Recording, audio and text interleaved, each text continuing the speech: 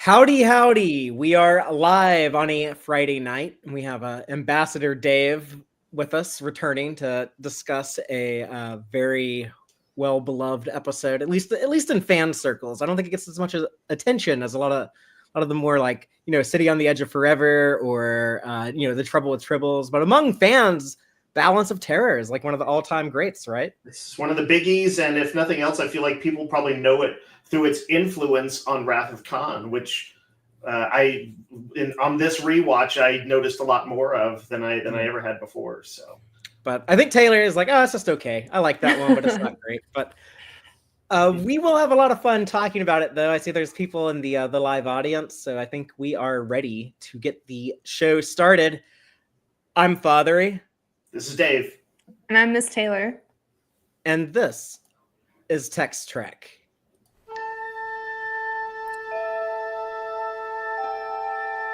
Engage.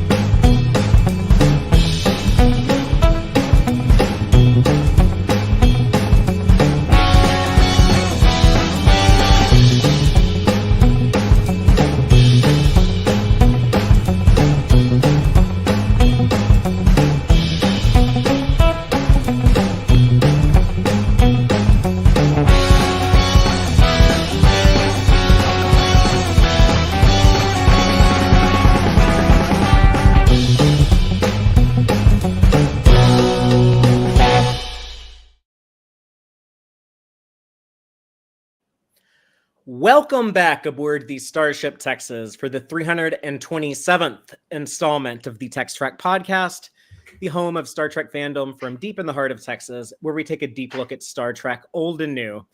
And tonight we are talking about Star Trek, the original series, Season 1, Episode 8, Balance of Terror, written by Paul Schneider and directed by Vincent McEveety.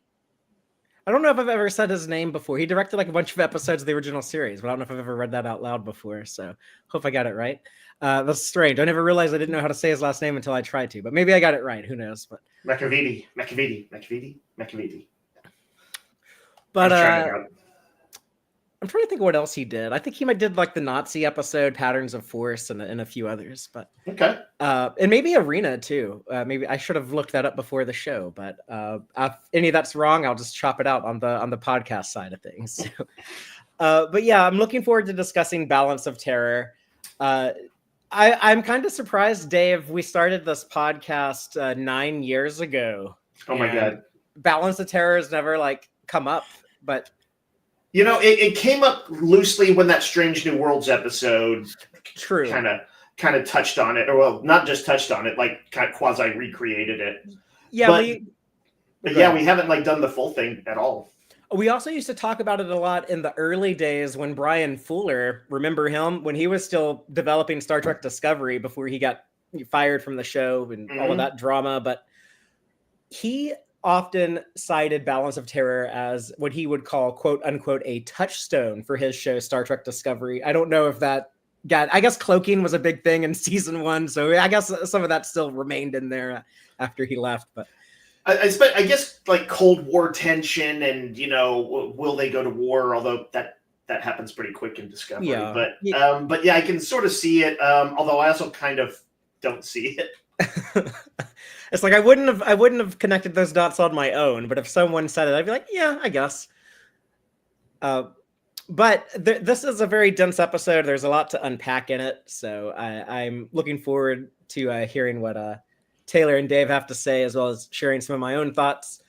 Just a bit of quick housekeeping first. I want to give a big thank you and shout out to the wonderful people in the Tex-Trek Patreon who make the weekly live show possible. So thank you so very much. Starfleet Sohel, Cake is Eternal, Crazy Dutchie, Joanne Robertson, John Dott, Geek Filter, Quarks Bar, Stephanie Durantes, Matthew Averett, Braxton, Chuck A, Joel Vallis, Benjinium, Arthur Lamoureux, our associate producer Chris Garris, Dave Farabee, Dave A. Gregory, and our anonymous supporters.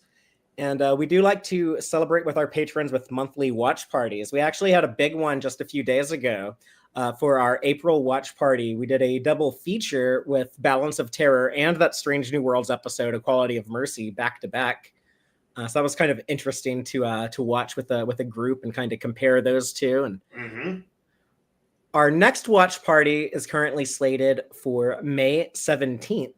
And that's actually going to be up to patron Chris Garris, who supports at the Federation Council level. He's up in the rotation to select what we'll be watching. So, Chris, if you're with us tonight, let us know if you have an episode that you want us to watch on Saturday, May 17th. But that will be open to all the patrons. And if you're able to help out at a higher tier, you can come in at as little as $2 a month to get into those watch parties. But if you can help at a higher tier, there are some additional perks as well. So please check that out. Like, for example, if you can help at the bridge crew level or higher at $6 a month, we will throw a watch party for your birthday. So if anyone supports at the bridge crew level or higher, and you have a May birthday, please let me know, and we will schedule a watch party for that. But not really anything in news this week. We still don't have an exact date for Strange New World Season 3. We just know that it will have its global premiere at the Tribeca Festival in New York on June 14th. So sometime shortly, late June, early July. I'm still thinking it'll be like that 4th of July weekend, like on July 3rd. That's where I'm not like 100% convinced or anything. I wouldn't bet serious money on that, but if I had to pick a week, I'd be like, okay, it's going to be July 3rd.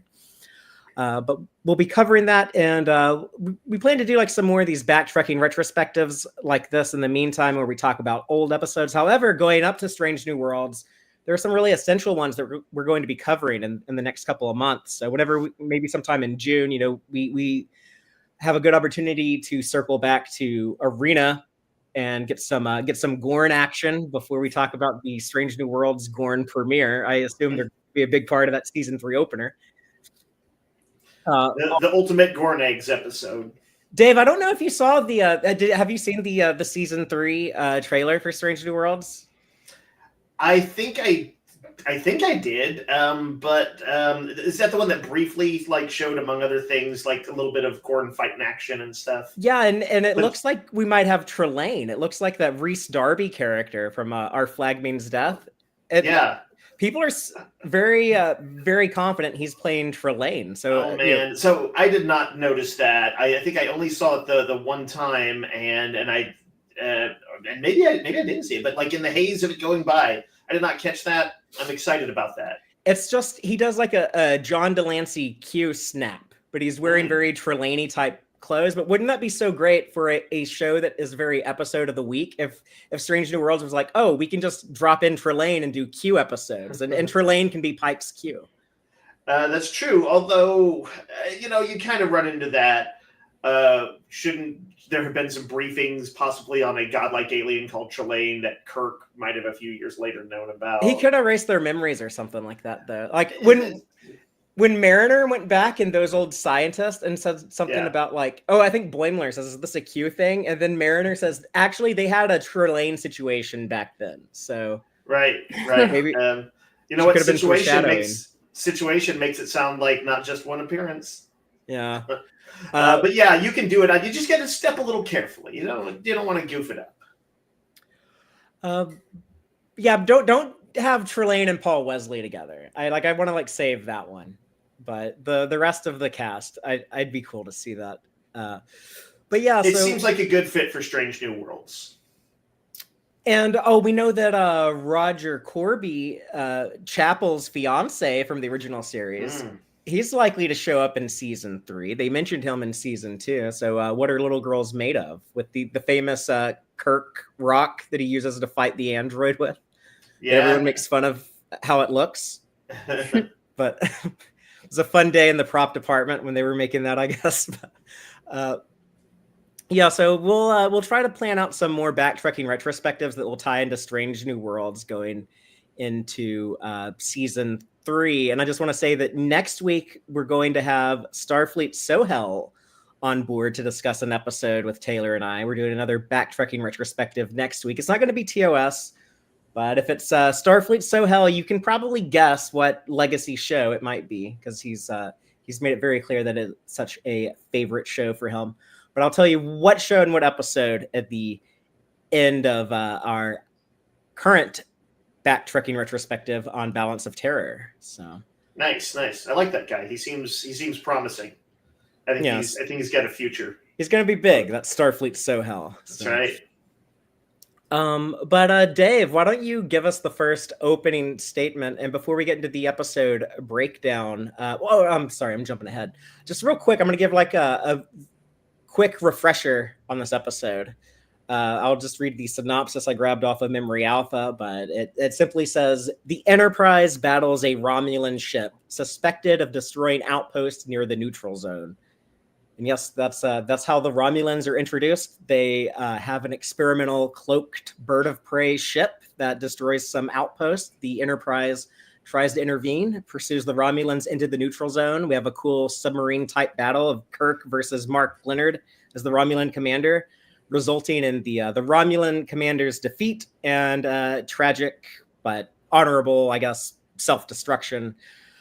Dave, before we get in the episode breakdown, please give us the first opening statement and just tell us your broad thoughts on Balance of Terror. Sure. I can't remember if this has come up in our old chats, but of course, I was originally watching Trek in like late 70s and early 80s. I was seeing reruns of TOS, and Balance of Terror was one of those ones that was a standout for me even then. And I was thinking about this. I was trying to figure out why it popped. Obviously it's cool suspense and all that stuff too. But I think it's got this underlying concept that's really potent and that I think even a kid can kind of understand, even though you don't know that adult world so well. That idea of respect between honorable enemies. It's it's a concept that shows up in a lot of stories that people like. I think it tends to be a guy-centric thing, or like it has. Basically, in our culture, I think that notion of tough guys who but have this connection with each other, this secret bromance, that it's sort of a potent one, and it's like in movies like Heat, De Niro and Pacino were doing this in that, and so yeah, even though I was a kid, I didn't know anything about like politics or relationships or finances or all these adult topics, but I could get the idea of two sort of decent people butting heads, and it felt moving, and to see how that they were both kind of noble, but they're on this collision course, and maybe only one is going to survive. So I think that's why it kind of grabbed me as a kid. It's this concept even that's kind of deep, but that a kid can grasp. And then there's all this other stuff going on. We got the first Romulan lore and like really good lore. They talk sort of philosophically about the cost of war, that xenophobia as a generational sort of scourge, and then there's just the raw plot with its submarine tactics and Mark Lenard matching up with William Shatner in the coolest way. Pretty good script, I think. I don't think I have any like serious criticisms of it, other than stuff that we would now look at as slightly tropey, like the young couple who kind of, as NPC types, feel like they might be doomed in this very dangerous situation that they're going into. But it's also a potent idea, and it was early on in the kind of pop culture, modern American pop culture, I feel like. So, I can forgive it that. But yeah, it's one of my favorite TOS episodes to this date, and I definitely want to talk as we go on more about like some of the influence on Wrath of Khan, which was persistently noted by me throughout. I've heard you mention that you like that movie before, I think. So I'm into it. You know what? It was in the same way that I know for Fuller, this episode was a touchstone, and for Meyer, I think this episode was a touchstone. Wrath of Khan was my touchstone more than probably almost the original series. Seeing it done with kind of a Trek movie from my era, all that modern special effects and stuff, it was my touchstone. Yeah. I've heard you talk about how like when you saw Wrath of Khan when it came out, just like, wow, they made that Enterprise look so like advanced and futuristic and high tech. Mm-hmm. And, yeah, I've always been envious that I wasn't around just yet So a couple years away from being born in '82. Yeah, I would have loved to have been there for that. Yeah, but you then again, everybody kind of gets their own sort of golden age of some sorts, and you got the TNG Voyager DS9 triumvirate. Seeing First Contact in the theater in '96 was like, I still remember that being amazing. Yep. But Taylor, why don't you share with us your impressions on Balance of Terror before we get in the episode breakdown? Oh, I agree with Dave. It's really well written, and I think that the dialogue is kind of dense sometimes, especially during the Romulan commanders' conversations. It feels kind of Shakespearean sometimes. Mm-hmm. But I love seeing the strategy in this episode. I like that both the captain, Kirk, and the Romulan commander are basically guessing their opponent's next moves and using like science in their environment and like psychology, like their own thinking, to like determine what the opponent's next move is going to be. So I think that's pretty cool to see that relatability on across sides, especially with like an alien species they haven't really communicated with. They haven't even seen them before. So it's interesting they have so much like knowledge that's similar that they can like, kind of guess the next move. But yeah, I think this episode is very tense at times, especially with the cloaking device thing. Like, I think that was really interesting. I thought it was weird and kind of scary that the Romulans were willing to go to war, like breaking the neutral zone, and they're just kind of, picking a fight. It's kind of interesting. Well, I don't know. It's got big Cold War vibes, and yeah. Like it had to be, reflecting for the audience some Russia-U.S. tensions in that, like, well, it's going to be really bad if this war happens. Yeah. So I thought that was really cool. Like, that tension was really good. It was really well delivered. Like, we have like McCoy and Styles, I think, being like the most opposite when they're talking to Kirk. Like Styles is like ready to go to war, and he's McCoy like, kill them all. Very much. McCoy is like, please, like, let's not like poke the bear. But yeah, I mean, I really liked this episode. I don't like have like the crazy obsession over it. Like, this isn't one that I super remembered like through my first watch through or anything, but it is a good episode. I think. I don't know why it like didn't stand out to me over time, but I didn't remember it until it's a guy episode last week. And I know that's sort of sexist to say, but I like it because obviously there's exceptions and anybody can like anything. But I do think that, especially for the era when it came out, the kind of and folks who would have been seeing it originally, it would have felt a little bit like a bromance. Yes, I too would be honorable in this situation, even though he was my foe. Like, yeah. How do you feel about the movie Heat? I haven't seen that one. Okay, if you get a chance, worth a watch. It's kind of the Cops and Robbers big budget version of this idea. So I'll add it to our list. Yeah. Father. But for me, like, this episode, it gives so much to Star Trek. Very early on in the production of the first season of the franchise, and so much cool stuff came out of this that Star Trek would continue to reuse. Like Mark Lenard, he's coming back in season 2 as Sarek, and that character would go on to appear in multiple shows and movies after that. It gave us the Romulans, that like they've had tons of appearances. One of the most iconic Trek villains of all time.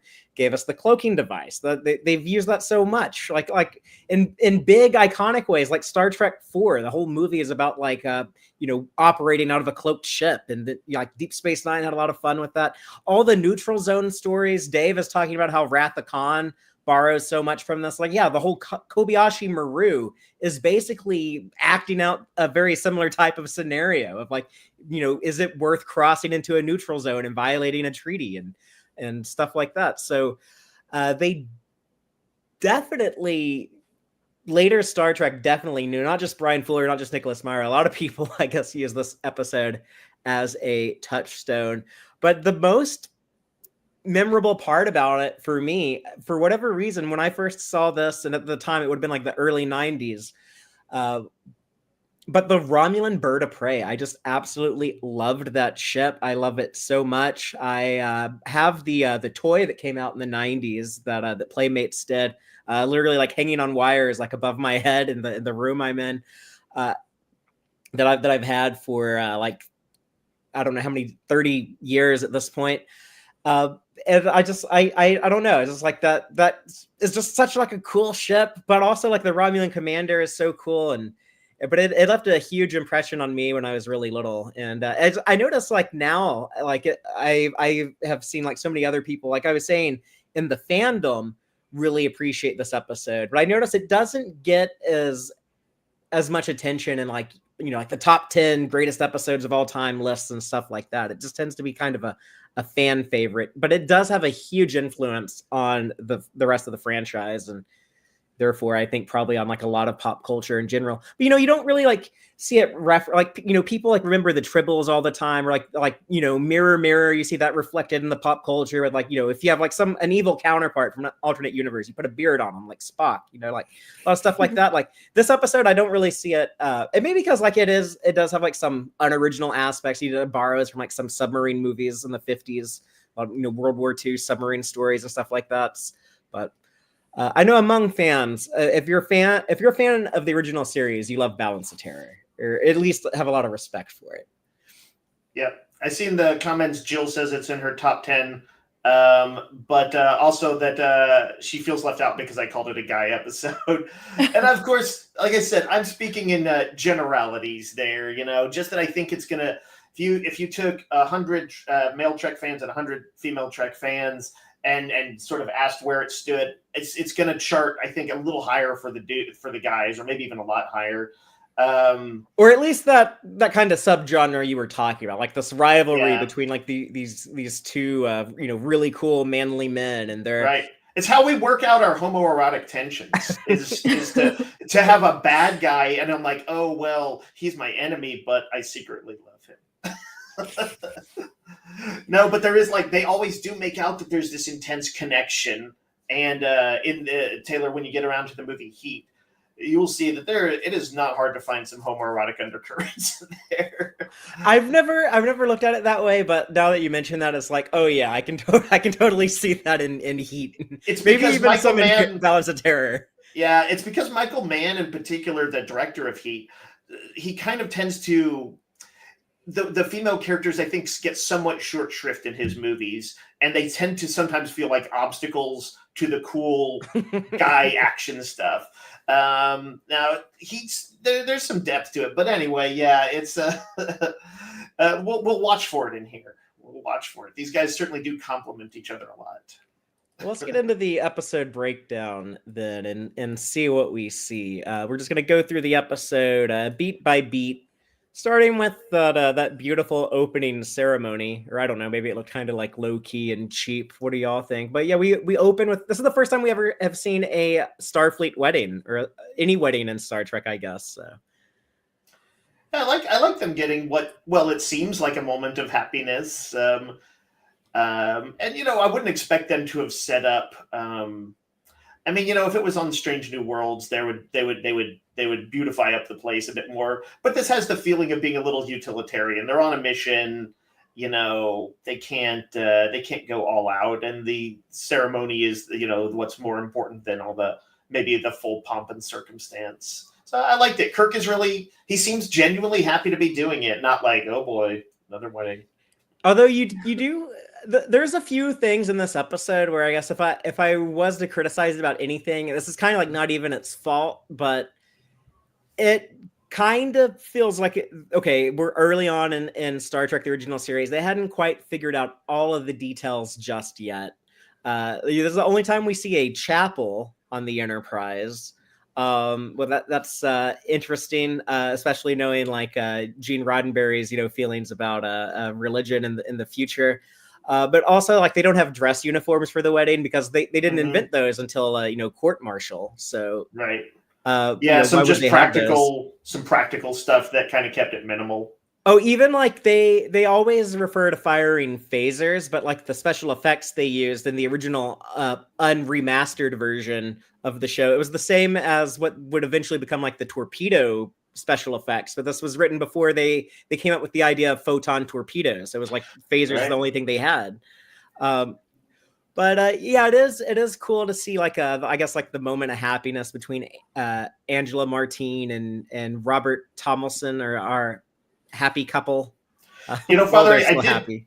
I did note that even though there's a chapel that Kirk makes, he uses the phrase when he's doing the ceremonial stuff. He says, "In accordance with our laws and our many beliefs." So there was that Star Trek pluralism was dropped in there too.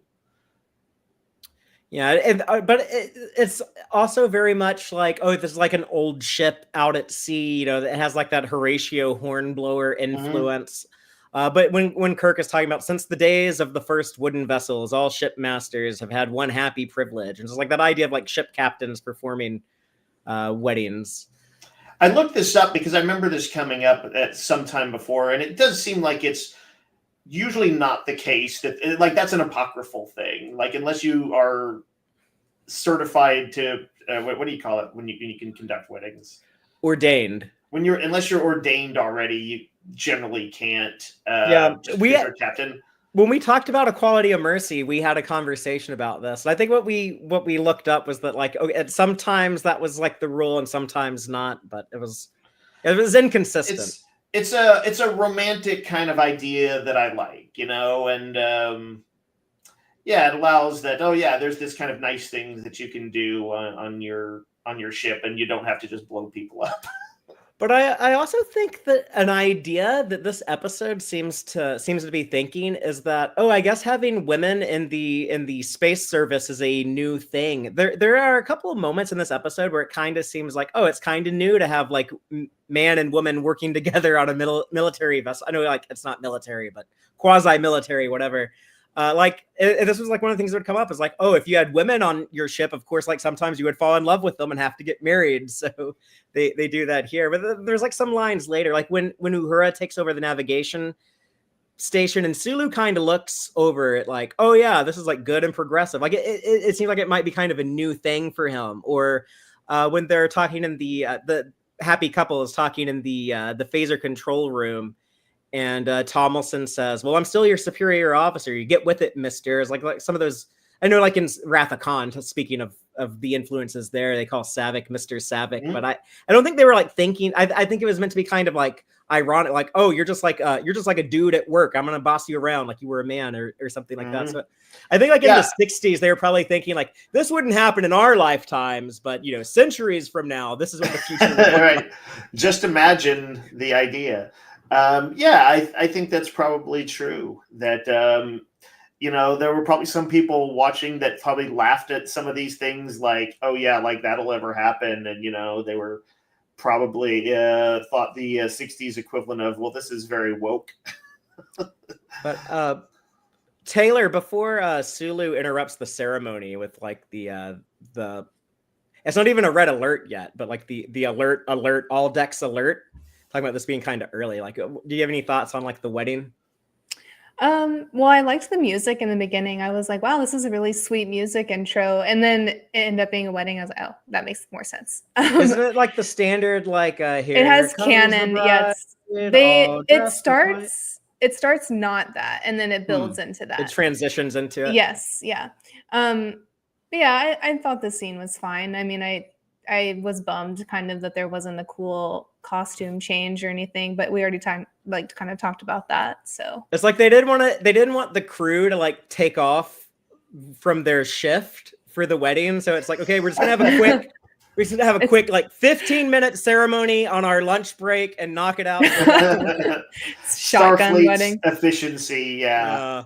I do like the feathers in her hair a lot. At least there's a little bit of something to like little decorative detail. Yeah. And I think it's a redress of the transporter room, and it certainly doesn't look like it. So good job with production design. But then when we get the alert from Sulu, and the episode actually opens with Kirk preparing for the wedding, but like he can't even focus on that because Spock is like on the comms telling him like still no update from Outpost 4, and we eventually learn like, oh no, Outpost 4 is under attack. And we get like that neutral zone lore dump which again, this establishes so much. They set up the history with the Romulans, that there was an Earth-Romulan war, would have been shortly after the events of Star Trek Enterprise, that we still to this day have not really seen fleshed out. But I've had enough with the Star Trek war stories. I think they've covered war enough. I want a Romulan war story at some point, but like I don't want that to be like the only show that's coming out. But like, oh yeah, if we're getting Strange New Worlds, we're getting Academy, like do a Romulan war story too. Yeah, I could allow that, or mini series or something like that, or movie. But it is a big exposition dump. You're correct, Father, and I noticed that when I was watching it. But like, it's all pretty cool. I think their map is cool. Talking about asteroid outposts and stuff is cool. Yeah. And then just this mysterious, this very dangerous area, which I think would have reminded people in the '60s of God. I don't know any dangerous zone, like I don't know, with the Gulf of Tonkin and stuff like that. Where the one wrong step inside it could trigger a war. But it's very like Iron Curtain or Berlin Wall. Mm-hmm. But also, a lot of people in the '60s were alive in the '40s and remember World War II at this point. So there's being like, oh, this big bad war that was like super terrible that we all remember and certainly don't want to repeat. Like, one of the reasons why we probably avoided World War III during the Cold War is so many people from World War II were still alive, and it's kind of scary now to think about. Like, a lot of those people have died off, and it seems like every 80 years there's like a big catastrophe. So I guess it's up to us to remember at this point. But yeah, there's certainly a lot of that going on here about like, if this is the Romulans attacking, this could seriously and we saw that in Equality of Mercy, by the way, to bring up Strange New Worlds. Like, oh yeah, this is going to be bad news for the Federation. Yeah, McCoy is the voice of that, and I know we'll come up on the scene, but it couldn't help but remind me of the bit where they're talking about Genesis in Wrath of Khan, and when they talk tactics later, and McCoy's like, this man's talking about logic. We're talking about Universal Armageddon in Wrath of Khan, and he kind of has a similar blow up in this. He's like, you guys are talking tactics. We're talking about millions of lives. Mm-hmm. So yeah, these, they were facing, atomic weapons for the first time, essentially. And that had to be on the mind of the audience. Yeah, it's funny because this episode talks about that in that old Earth Romulan war, it was fought with primitive atomic weapons. So it's but yeah, it's definitely meant to. It's meant to like stir those feelings and thoughts in the audience, I think. And Taylor, you mentioned, speaking of McCoy, you said that his polar opposite, instead of being like the Dove approach, we have Mr. Styles with the very hawkish approach. Mm-hmm.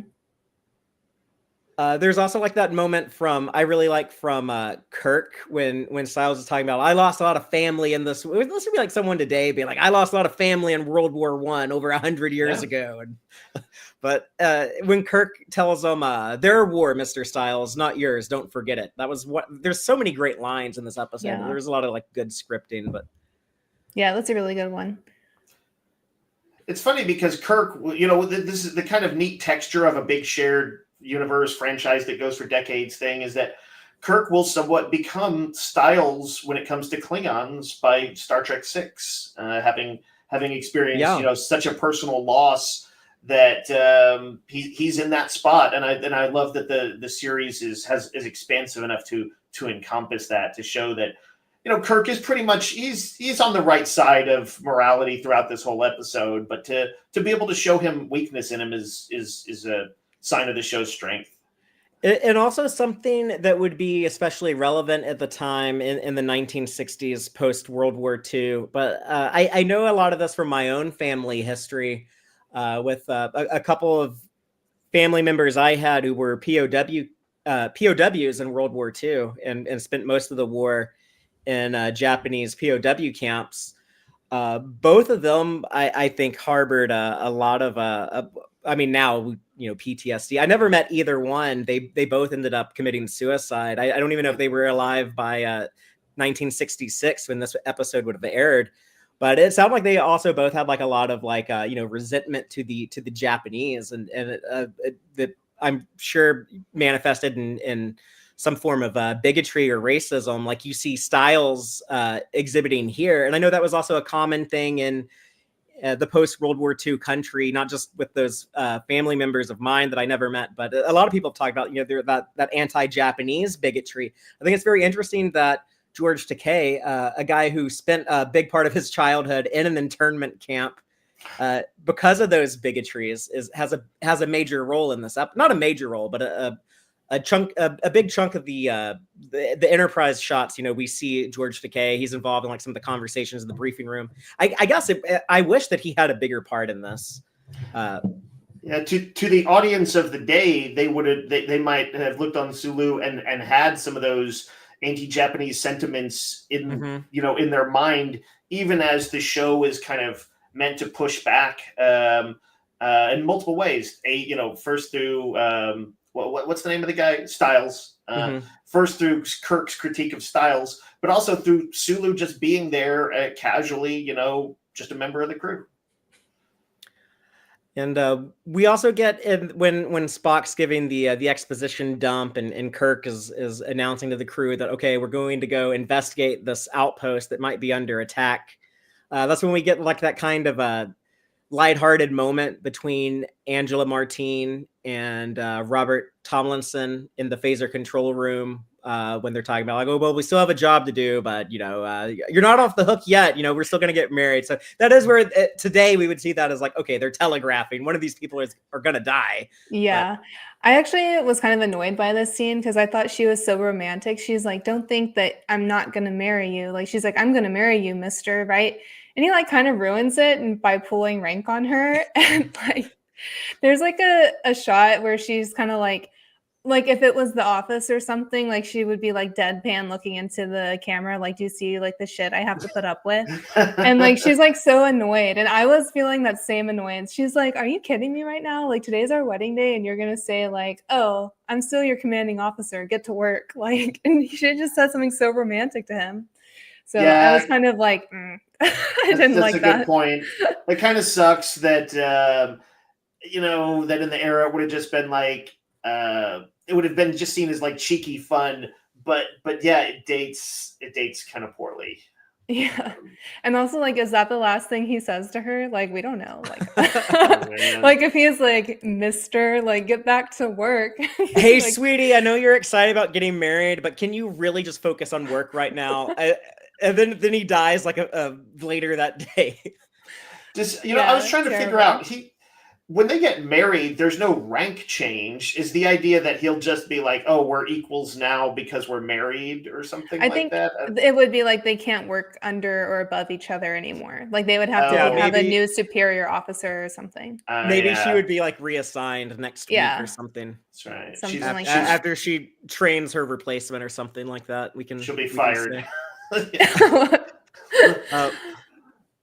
Let's talk about Outpost 4. And the transmission they received from Commander Hansen, and this poor bastard. Fathery, do you remember that was like one of those things my brother and I would joke about, this guy's demise? Yeah, I need you to explain that, because I tried to tell some people about that in the Patreon watch party the other day, but I didn't. Just you explain it, because I don't. Yeah. I think I can easily explain it. We're not really making fun of this scene, of course. It's a serious scene. It's only the way that it was kind of the weird trope of him, the way he's stammering out the words, and he kind of can't. He's only talking in sentence fragments. Was funny to us as kids. So he, when he goes only glimpse of, instead of saying we only got a glimpse of it. I was like, are you so injured you can't speak in sentences? But, it's like, I guess they were trying to mirror somebody who might be, when you're in the hospital and your voice is so raspy and dry and you can barely talk. And, that I know what they were trying for. It just came all across kind of goofy. And so to this day, my brother and I were like, I'm like, did you see that? And he'd be like, only glimpse of. So, Unknown weapon, completely Unknown weapon. destroyed. yeah. Our shields on maximum, enormous power. Yeah, very like that. That's exactly, you got it. But no knock on the dude. Which this scene and also the later scene of the Romulan commander when his bridge is trashed, both were evoked. I think when you see Khan at the end of Wrath of Khan, and he's bloodied and battered and stuff's falling from the ceiling like it does throughout this whole episode, and even his second in command gets crushed by that thing, just like Khan's second in command did. And but yeah, it's a visual influence on Wrath of Khan, and this sets up the stakes. We see a battered and broken Starfleet officer, and then he gets cooked. So yeah, effective in the moment. Just a little bit of script fun. Yeah, it sets up the stakes, and it also gives us a little bit of information on the Romulan ship. Like where they tie in the visuals, and they actually like get a look at it, and they witness the attack from this plasma weapon. Oh yeah, it's messed up. They're close enough to essentially witness it, but too far to do anything about it. Yeah. But that was another reason that made me love and respect this cool ship design so much as a kid. Is that the plasma weapon on it is pretty devastational. So, what I thought was interesting, and we'll talk about this more as we, I'm sure, get a little into it, is that the cloaking device has some distinct weaknesses in it. I think what do they say that maybe it's such a power draw that I didn't quite understand, but it's almost like the regular sensors. Kirk said they don't see us. Yeah, the invisibility screen must go both ways. They're drawing so much energy they can't. Their scans can't detect us unless we're moving or. Obviously they work somewhat. They're attacking these bases. Obviously Right. They can see them and shoot at them. But yes, I got the idea that it gives them some limitations. And so yeah, it's cool. The bad guys have all this cool stuff, but there's just enough weaknesses to make it an interesting standoff when you got somebody innovative like Kirk and his crew. But they also had a deleted scene in this that I didn't know about until recently. But there was at one point in the script, Hansen was going to say that their ship that's attacking them is very similar to our starships, and it could be that the Romulans have spies that have studied our ships, and so that kind of justifies Styles as paranoia if you keep that in mind.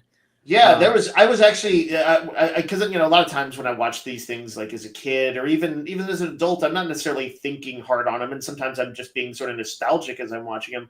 But I did think this time, I was like, wait, what would make him think that just because they're doing sneak attacks that they have a spy on the inside? It's like, I'm sure that I don't think those monitoring bases are meant to be like that secretive, like that only a spy could find them. So yeah, I was a little thrown by that. That would make more sense if they thought that, if there was other reasons for spies. And Styles even has a line later in the episode where he says something like, "Here are the facts. The Romulans came over here on a ship that's remarkably similar to ours," or something like that. So, and it does kind of look like kind of like a saucer and two nacelles, like what would become standard Starfleet design. So. Yeah, I like to believe that. That's why this one isn't green like all the other Romulan ships we see, like in TNG and everything else. It's like because they're basing it on Starfleet tech. Got to get that NASA white. Taylor, what about you? You have any thoughts on Outpost 4 and the destruction of Commander Hansen? I mean, I feel like y'all are nailing it. I don't feel like I have much to contribute on like the tech and stuff. Like. I thought it was cool that Spock and Kirk were very quick to recognize that the ship needs to be uncloaked to use the weapons. Like they're very observant. So I love whenever we see that our main characters are intelligent and like problem solving on the spot. So I liked that interaction. It's weird now that we have all these prequels like Enterprise and Discovery, where, in Discovery we see cloaking Klingons, and Enterprise there's like cloaking Suliban, and even some Romulan ships that appear to be cloaked, but maybe they were just like moving out of like a cloaking field or something. We could try to headcanon it, I guess, if you want to be worried about the continuity. But This would have been cooler, I think, if they just preserved this as the first appearance of this cloaking technology in Star Trek, because we see it is flawed and it is more primitive and very limited on this bird of prey. The Romulans hadn't quite perfected the tech yet. But yeah, and the way that Spock and Kirk talk about it is like, okay, this is some brand new technology. It's theoretically possible to create invisibility by bending light. It just takes like a lot of power to do that. Yeah, Spock even says that it's like an expensive problem to solve. So I thought that was kind of an interesting statement. Yeah, they they're not just talking about the technology of anybody here as if it were magic. There's this realistic bent to it where it's like, okay, you could do it, but it's going to be hard. You're going to have to draw on a lot of energy. And you were talking about them kind of making these observations so quickly. This is one of those episodes where arguably all the main players are pretty smart. Some of them are blinded by passion like Styles, but at least our lead characters and main antagonists are all very sharp. Mm-hmm. Spock and Uhura are even able to get a look at the Romulans by, I guess, they hack in through the transmission that we'll find out the character Decius sent out. He's trying to inform the Predator, like, yeah, we're blowing up these Earthmen bases, like, it ain't nothing, like a glory for the Empire. And they're able to hack in through that transmission and get like a view of the bridge. And this is where we get like the big reveal, the great use of the Romulan theme music that they create for this episode. Oh, that was okay. It was, did Uhura zoom the camera in dramatically? Yeah. It's so cool though. I love it. I would never hate on that for Dave, realism. We know in Strange New Worlds that Uhura is old-fashioned and likes movies and likes to have movie nights on the Enterprise. So I guess she's a little bit of a filmmaker at heart, maybe. Yeah, she wanted a dramatic zoom. She's like, oh, well, this is clearly... She saw what everybody saw. These guys look like Vulcans. I love the like domino effect of everyone turning heads to look at Spock. Like we see like the Romulan commander on the screen, and then just every single person, like almost like one at a time, like turns to look at Spock, and then we get that awesome eyebrow raise. So I think that was kind of cute. Like it's not like it's a serious episode, but that's kind of like a silly moment, even when it is serious. Like it's a little. I thought it was good. You're right. There's a little bit of shit. It's a big twist.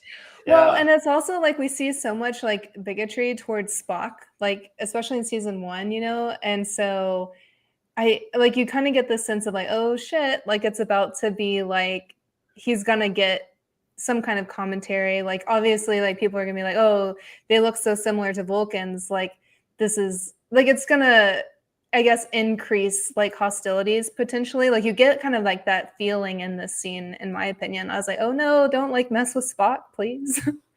It's not his fault. Taylor, you just watched this episode for the first time a little over a year ago. Do you remember like, I don't know, any kind of like shock or anything? Be like, what? Like Romulans look like Spock? Or I honestly don't. I don't remember like I didn't remember this episode like at all. We've watched over 900 episodes since then. So it was a bit of an intense. You were like in like boot camp for Star Trek and like serious boot camp. But and when we were doing, go ahead. Oh, sorry.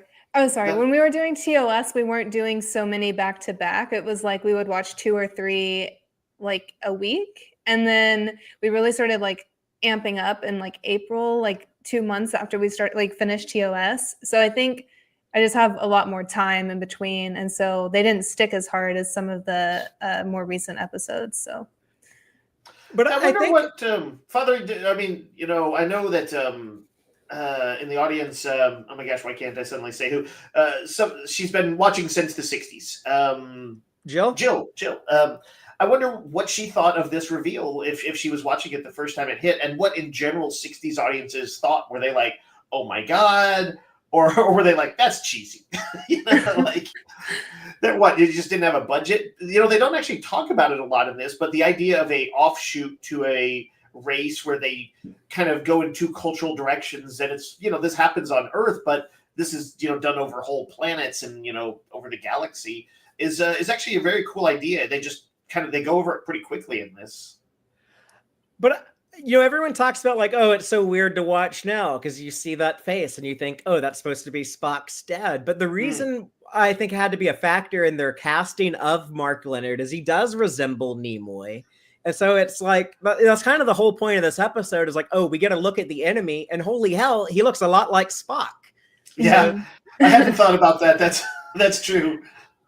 There's like a little moment when I think it's after the eyebrow raise, that Nimoy's face gives like, of course this would happen to me.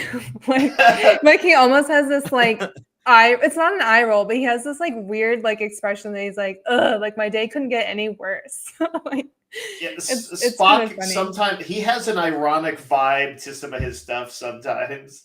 Yeah. I think it was Rachel in the audience was saying that like Leonard Nimoy knows how to hit a pose. Like he knows he's really good at those moments. Yeah. For sure. And in A Quality of Mercy, Ethan Peck has to try to do like the same eyebrow raise. And I feel sorry for him, like to have to like try to recreate, the iconic moment like that. Yeah, they need a CG team to do that. No.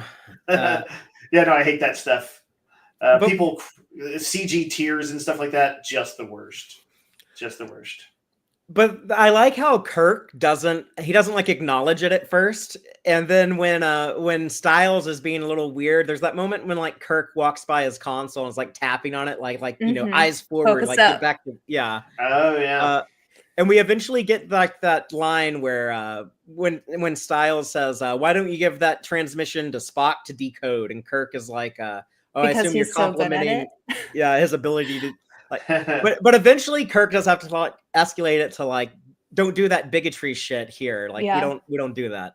Yeah, I loved that subtle tapping on Styles' desk to get his attention back to like his station, because he's just like staring at Spock down, and I loved how subtle it was. Like it was really good. I'm glad you brought that up. And I wrote down the line, but here's one thing you can be sure of, mister. Leave any bigotry in your quarters. There's no room for it on the bridge. Do I make myself clear? And I've heard like some people talk about that and say like, well, there shouldn't be room for bigotry anywhere, like not even in your quarters. But I don't think Kirk meant like, if you're going to be racist, do it behind closed doors. Yeah. I don't think that's the intent. It's just like, oh, they got to remind us that these people like sleep in quarters, that they're like on a Navy ship kind of thing. So, but I like the line. I think it sort of speaks to one of the, I'm not necessarily always the biggest fan of the military, but I appreciate that the military has, recognized over the decades, that they integrated, when that was not super popular idea, and that there's kind of a notion of like, we have a job to do, and if you can do the job, you're in. If you can't do the job, or you have a problem like bigotry or something like that, then you need to take it back to your quarters and get the fuck out. That's a good virtue. It's one of the qualities of fighting men, and that they should be able to recognize the mission. Kind of the mission comes first. Well, let's talk about the pursuit of the Romulans. So at this point, they're trying to deal with the ship before they cross back onto their side of the neutral zone. So they're following them. And on board the Romulan ship, we get to get in the minds of these characters a little bit. The Romulan commander and the Centurion have some fun exchanges. I really like their dynamic in watching these two. It never occurred to me before, but we see this the Centurion is the commander's Dr. McCoy. Like the way that McCoy comforts Kirk in this episode is this man who's a bit older than him but serves under his command, and they've been together through a lot of shit, it sounds like, and he knows what to say to support his weary commander. We see the same thing here with the Centurion. It's interesting that that his Centurion is notably older than he is, or at least is. Just the hair makes it look that way. I don't know. Maybe he looks older. He seems like, he's Mark Lenard, they don't name him, do they? He's just the Romulan commander. Just the Romulan commander. That, he's kind of old before his time, but he doesn't look particularly old. But he's got this this is part that makes it feel like an ancient Roman Senate, that there's like, oh, the sly senator who's been at it for decades and then can advise him. And he's kind of the up and comer who's, really making a name for himself. And he just like Mark Lenard kind of gives that vibe of like a statesman. Like he feels Roman as some of it's the look, but he gives off that vibe of like a smart and wily Roman politician. And the dialogue is like how, like, I don't know, if you were making some some show set in Rome, you would have people say like, "It is good we approach the neutral zone. Not too soon for me to see the stars of home." Stuff like that. He's immediately a sympathetic character. He's not some warmonger. He's a guy who recognizes like the waste of wartime and then immediately gets kind of like checked by his guy who's like, yeah, it's sad, but we do have a job to do, and it's his McCoy is a little bit more duty bound than McCoy is. Yeah, I mean that's the Romulan thing. Like you still have like a duty to the Empire, but. You see him like get so mad at Decius and like demotes him 2 steps in rank for transmitting the message to the Praetor, but like this commander is a smart enough guy to be like, yeah, they probably like got like a look at us or something, through that. Like, you idiot, like we went through that entire war 100 years ago without them ever like knowing what we look like, and now like you're over here just like transmitting signals and shit. So I don't know if I ever realized like how justified his anger was until like I was thinking about it in preparation for this. But you probably should get demoted for that. For the intelligence themed bad guys, that are meant to be the kind of the slyest of them, bit of a screw up. But it does make the commander more sympathetic here, that we see that like he talks about how he's resentful to have to go to war. But he feels obligated to do it, and we'll talk about like the creature of duty stuff that he like how he literally dies. It's a hill that he would die on, apparently. But also this guy, he's kind of like in a lot of war movies or anything. If you're talking about like the Cold War and the Soviets, we have like loyalty officers and stuff on board that are like. Or your propaganda officers, they're gonna like ensure that you follow orders or whatever. It's like, oh yeah, this guy Decius, he has like powerful friends in the state. It's like you really have to be like a diehard commander, or else there's gonna be like dudes like this, they're gonna rat you out. So that line, he has powerful friends and power like that is dangerous or whatever. But then you get like the cool Mark Lenard line, Danger and I are old companions. Yeah. He's great with that kind of material. I think he can handle that sort of heightened language, and I guess Decius is kind of their styles. You see something of the Enterprise dynamic going on there. Mm-hmm. Mm-hmm. Yeah, well, I think it's interesting to bring up now that like the Enterprise is on a parallel course, like they're the reflection, and I think that's such a metaphor, right? Like we see the reflection of like the Romulan side. Yeah, it's like our enemy's not that different from us. It's like they're kind of a... I don't think I've ever thought about that. That makes so much sense. Yeah, it's like it's the tactical metaphor. I had never thought about... I've been hyper-focused on this episode for days. And it still didn't... I still needed like Taylor to explain that to me. A physical, like, parallel, but there's also, like, the storyline parallel, is what I was trying to say. Absolutely. This is... I think this was something of a popular liberal sentiment in the 60s, is that, if you weren't like just a diehard Cold Warrior, who thought communists were godless heathens and needed to be just nuked into oblivion, there was a strong sentiment of like kind of wanting to, find connection with them. We didn't want to all blow each other up. We wanted to see that there was a human face behind the war. And I think, you'll find it in Twilight Zones and Star Trek and other popular fiction of the era, the idea of that our enemies are closer to us than propaganda would have you realize. What is it? Spock says, as to what the Romulans think of us, only they can answer that. But we, the viewers, see more than anybody else does, and we see, they're a little different, but they have a love of home. They, a respect for their enemies. They, aren't monsters. So yeah, classic Trek messaging. Mm-hmm. And another great line I want to highlight is when the commander when he's opening up to the Centurion, he's being real honest about how jaded he is from all the war and conquest. He says, "Obedience, duty, death, and more death. Soon, even enough for the praetor's taste. Centurion, I find myself wishing for destruction before we can return. Worry not, like you, I am too well trained in my duty to permit it. Continue evasive maneuvers. Now back to the first course." But he says in there that he wishes that they would get destroyed, but he's too well trained in his duties to permit it. So, it's telling the audience that, like, okay, we might like this guy, but he's still going to fight Kirk and the Enterprise to the death. And the irony of it is that he actually he says that he longs for like destruction so that we don't have a war. We don't get like the news of the Praetor that like, oh, our weapon works great and we can just roll all over the Earthmen. They refer to them as the Earthmen because like they hadn't come up with like the Federation yet. So, but if your war was with Earth, like maybe that is how you view like the Federation and these outposts. It's like our Earthmen enemies.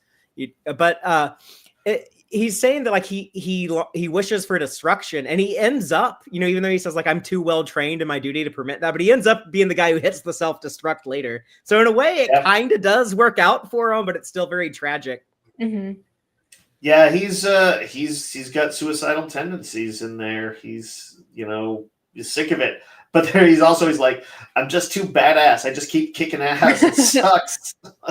I mean, unfortunately, I guess that is kind of a wartime PTSD unfortunate thing that if you're a efficient killer, then good for the war effort, but bad for your mental state. Yeah. Or just like those two family members I mentioned earlier, I guess. Yeah. But we get a briefing room scene on the Enterprise where they show that the cast rhodinium from the outpost, the hardest substance known to Federation science, is weak enough that Spock can crush it in his hand. And this is where you're getting like the hawkish Styles, the dovish McCoy, everyone else kind of somewhere in between. But they're saying like, what do we do if we don't destroy this ship? They're going to cross the neutral zone, go tell the Praetor that their weapon works. Well, we might get a big war. Should we pursue this ship into the neutral zone, even though it'll violate the treaty? What do we do here? You just that classic Star Trek briefing room thing. This confused me a little bit because where did they get that cast rhodinium? Like from the outpost? I think they've passed where Outpost 4 would have been. They just like beamed it on board for scientific testing. Yeah. Yeah, okay. I guess off-screen stuff. Maybe they had the Discovery. What do they call the little robots? Maybe they went out and got it. Oh yeah, there's dot robots. I hate. No, when Kirk becomes captain, he kicks all of those things off of the ship. I was thinking because they had passed the outpost. Yeah, that's what I think happened. Yeah, in some way, shape, or form, they got him. But they talk about the elephant in the room, about like, okay, that dude had pointed ears like Spock, and Spock talks about like, actually, I think that they are related to my Vulcan ancestors, and that's bad news because Vulcans, like Earth, had our savage period, and these Romulans probably retained that martial philosophy. So we can't show them weakness. If we do, they might attack with a full-scale war. They need the Vulcan hello.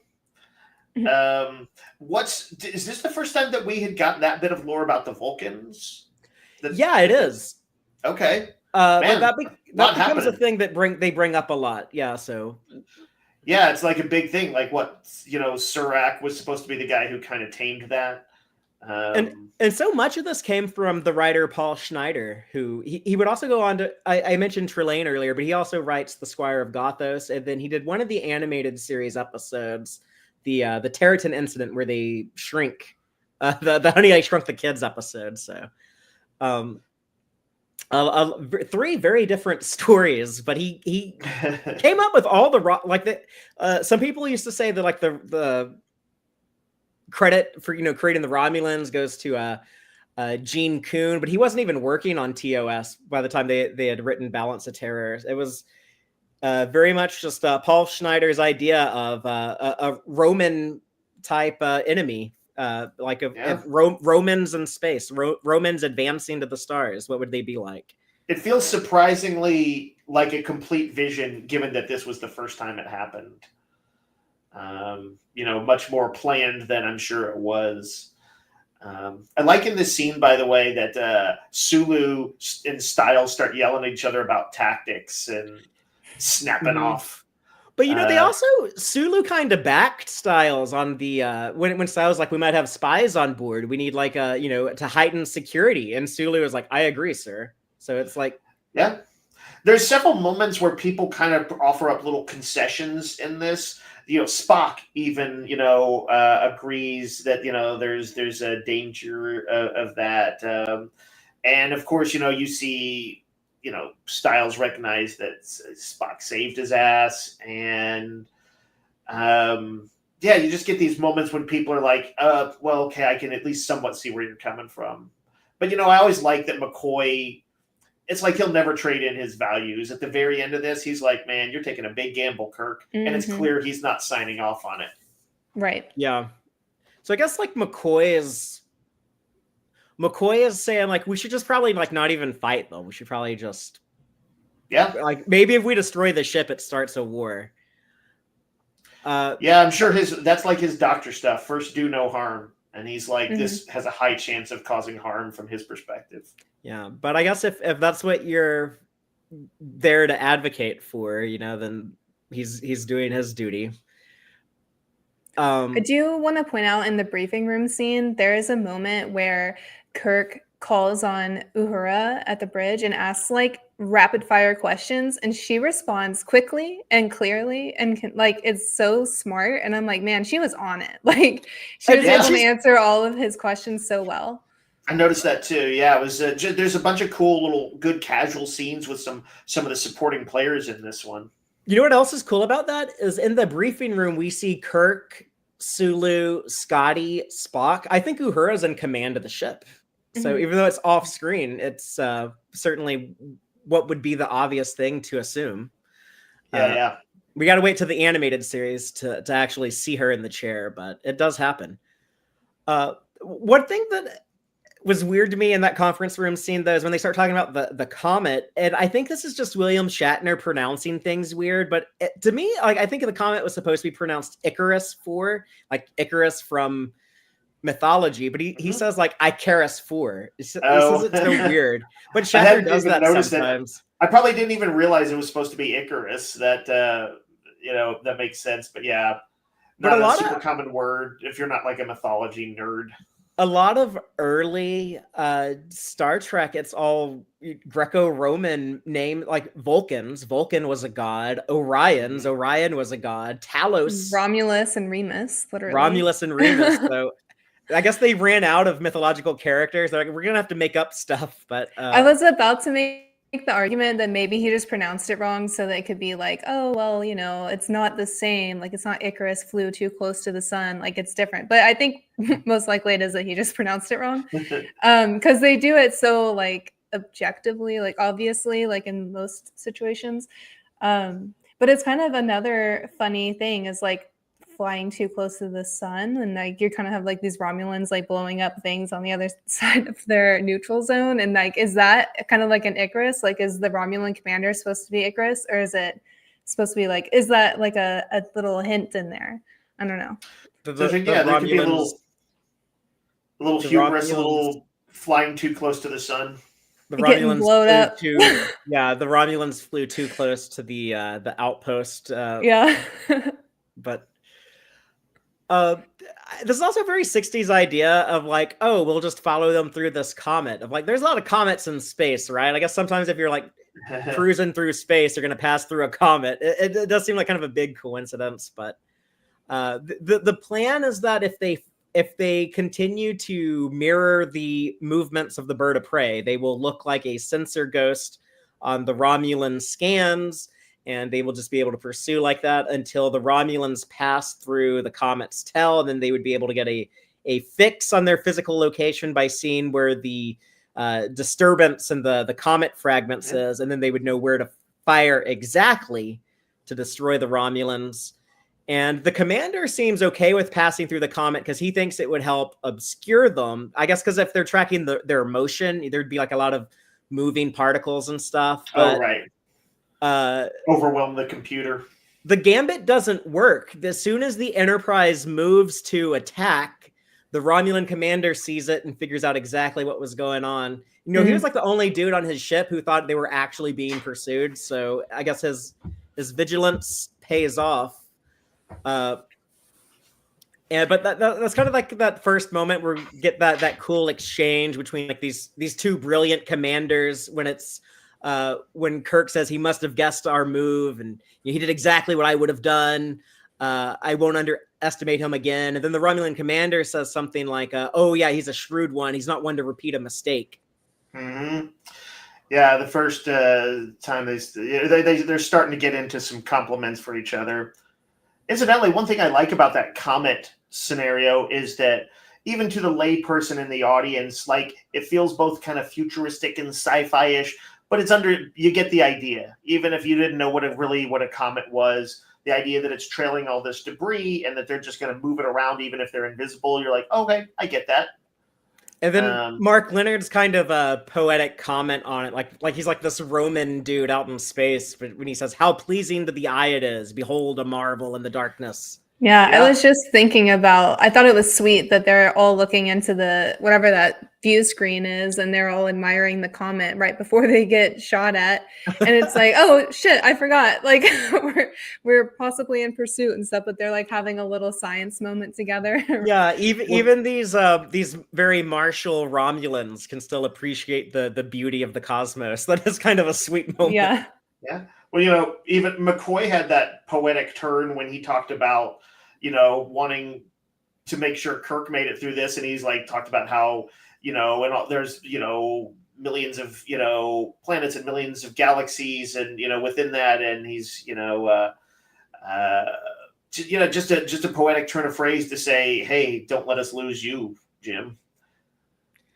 We also lose the Romulan Centurion here when the comet gambit doesn't work, and then Kirk is just like, well, screw it, just fire phasers blind, lay down a pattern, just blanket the area. They're able to get a lucky shot that, but it's unfortunate, from the eyes of the audience, because they're like, oh no, that Centurion guy kind of liked him, and he dies saving the commander. Again, like Dave, I never noticed that either, but you're right. That same thing happens in on the Reliant and Wrath of Khan. Yeah. Do you want to know the real quick list of things I noticed that were like visual similarities? Let's do it. Yeah. All right. So obviously the whole submarine type battle, like the Mutara Nebula, and the whole episode. You've got the dying Khan and the dying Romulan commander at the end, kind of both turning around to the camera, all battered. McCoy snapping at Spock, like I said earlier, about, you're talking about tactics instead of lives, very reminiscent of the Genesis Project argument.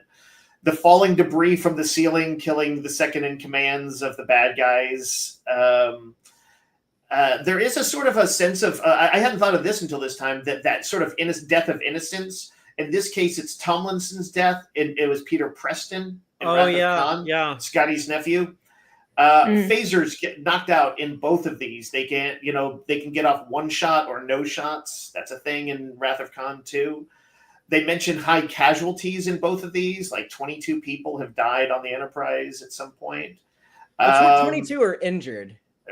I thought, okay, maybe that was it. But it's definitely like a sense of they wanted to make the battle feel real, that this wasn't just one of those, we're fine after the exchange of shots. Spock saved the day in a room with a radiation leak. That's I know it's a bit of a stretch, but it's true. And the idea of the dying foe trying to take the foes with them in a big self-destruction.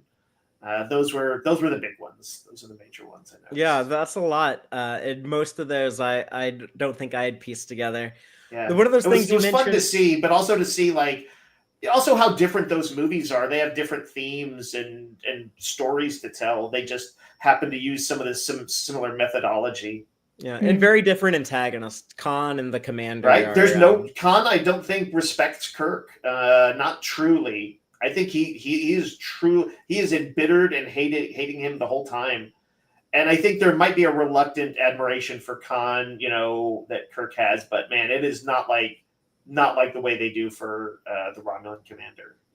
One of those things you mentioned was the phasers burning out, and I guess Sulu lays down so much phaser fire that is the risk. So I like that it's like, oh, they get lucky, they get a hit on the Romulans, but also to do that they had to shoot their phasers so much they burnt them out and have to take a few minutes to repair them before they can shoot again. Yeah, it's cool stuff. I don't know if I've never seen the submarine movie that was itself the inspiration for this episode. But I assume there must be things like that happen. Right. Yeah, there were 2 submarine movies that this might have been based on. There's the Enemy Below, and then there's also Run Silent, Run Deep. I think Run Silent, Run Deep. Yeah, that's the one that's against the Germans in the Atlantic. That's the one that Paul Schneider said was an inspiration for this story. But there's also some similarities to the enemy to the movie The Enemy Below, which that one was in the Pacific against the Japanese, but it was about a submarine, an American submarine captain who is trying to get revenge against the Japanese destroyer that destroyed his previous submarine. I think I've never seen it, but I believe that's the premise. Yeah, he's like the Khan in this case. He's yeah, chasing his white whale. But yeah, I want to see those at some point and just see what how the tactics are done or what they show for World War II submarines and stuff. Yeah.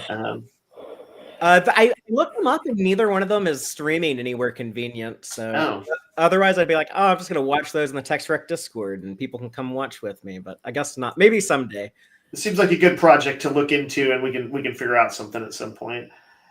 I know that I saw that some people in our audience were having a bit of a laugh earlier at the thing where they're actually literally trying to like be quiet to as even though sound doesn't generally travel through the vacuum of space. But I do think it works on just on an instinctive level for the audience, this sense of just like that's how hard they're worried about censors or anything giving them away, is that everybody just shuts up for a while too.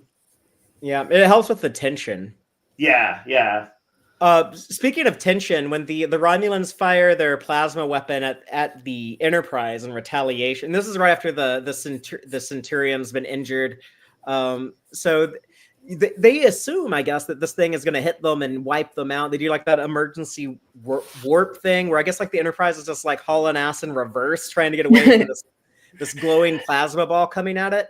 But when you think it doesn't quite make 100% sense. Like if you've got time enough to reverse and try to maneuver that, can you not just go left or right and run it down and it just goes by you? But they make it almost seem like it's tracking them. I'm not. It's too so worried big. About it. Yeah, it's. We're so close to them. Like they just have to go full power reverse to keep it. If they deviate, it'll slow them down enough that it overpasses them. Did they show it in the Strange New Worlds episode that partially adapted this? They do, but they don't like have to reverse away from it, and that it's a little different there. But it's kind of cool though. Like Kirk orders like the black box, I guess, ejected from the ship. So it's like he kind of assumes they're going to be destroyed, and then there's like that one moment when Rand asks if she should keep recording, and then that's when Kirk pauses and just says yeoman and like pauses, and then he continues and says affirmative, continue log entries. But why do y'all think he pauses like that? Okay, my theory is that he was worried she was about to start panicking and then spread the panic throughout the ship. So he was like giving her a warning of like pull it together, like just real, but also maybe for himself too, like don't go off on her, like she's scared.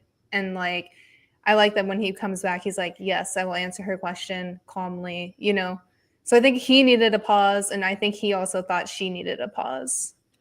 I think it's like in this moment when he thinks he's facing death, he wants to be like, okay, I'm going to stop being captain of the ship and tell you that I have a lot of romantic feelings for you, and I regret not telling you that before this moment. But they do like to do those little moments, those little, the tragedy of never being able to say it kind of moments was kind of a thing of the era. Now that said, I didn't. I think I was like, I hate to say it, making notes and stuff while I was during that, and it didn't leave a big impression on me. So I don't have any particular thoughts on this one. Yeah, I didn't read this romantically at all. I definitely think he was frustrated that she was asking for something so small during this really big moment, and he was like, "Don't blow up," and also like, "Calm down." Like, I think it was, yeah, I don't know. I was definitely reading it as like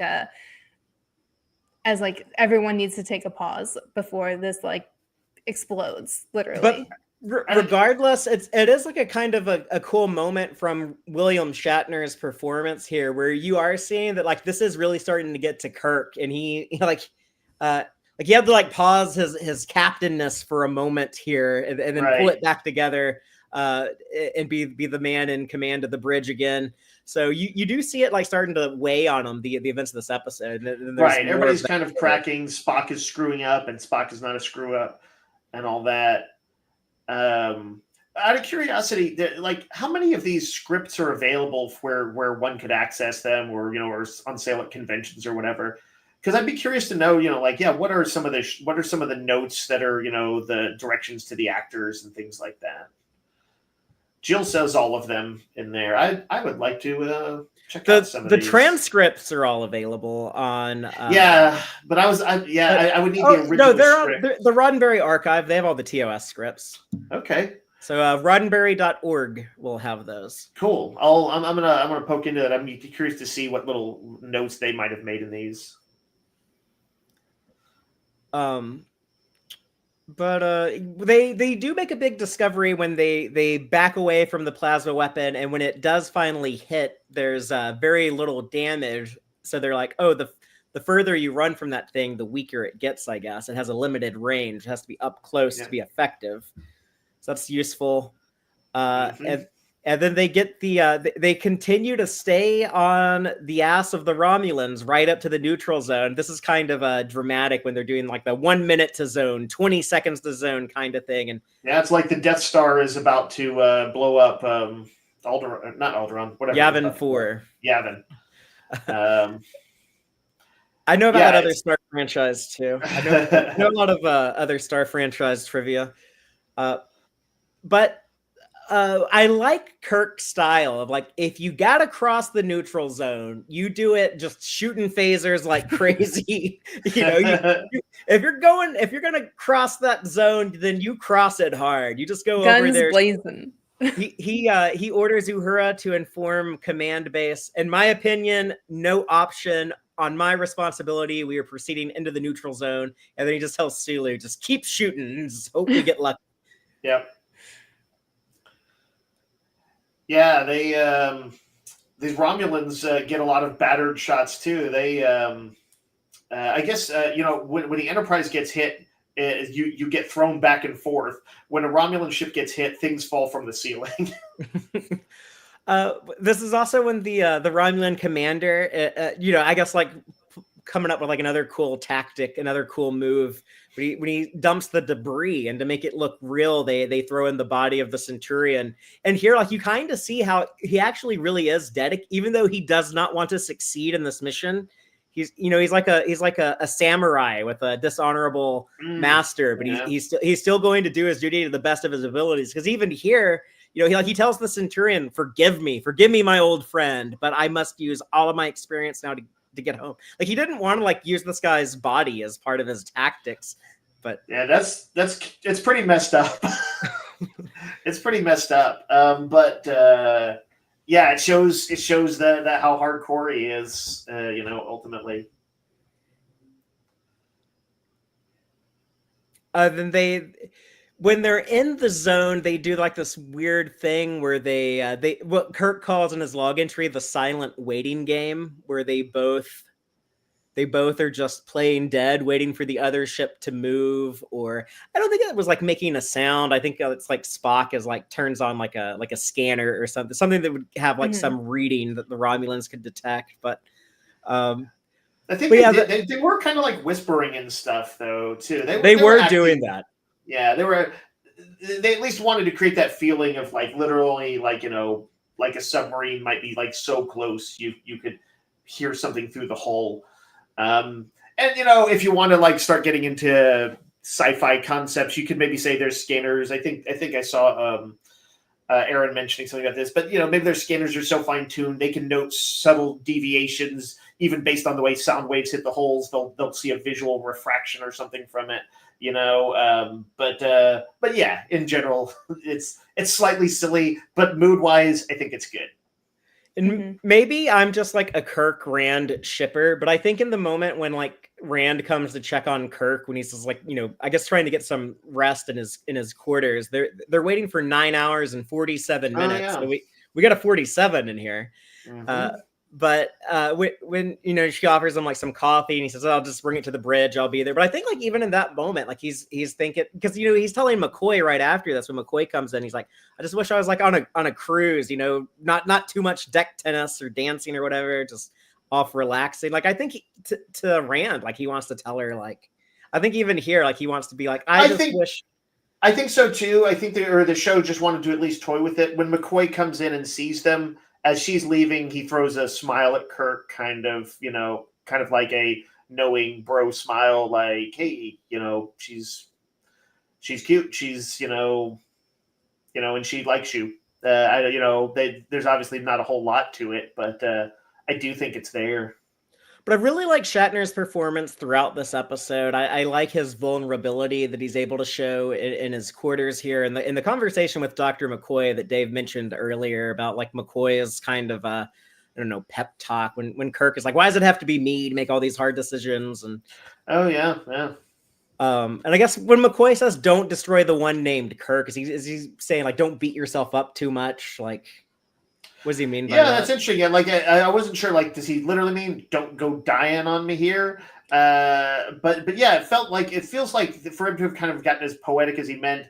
I guess what he kind of that he may have been meaning like that ultimately you got where you are by being who you are, and you should probably trust in yourself. I suspect he was trying to tell him something like that. Yeah, I was under the impression that he was warning Kirk away from destroying the Romulans still. Like, I was thinking like McCoy is thinking like he doesn't think that it's not good to like accidentally start the Romulan War, right? But I think he's saying to Kirk, like, yeah, you can go in guns blazing and stuff, but like, let's still try to have like a conversation with them, or let's still like try to be democratic about this. Like, let's not just go blowing up their ship.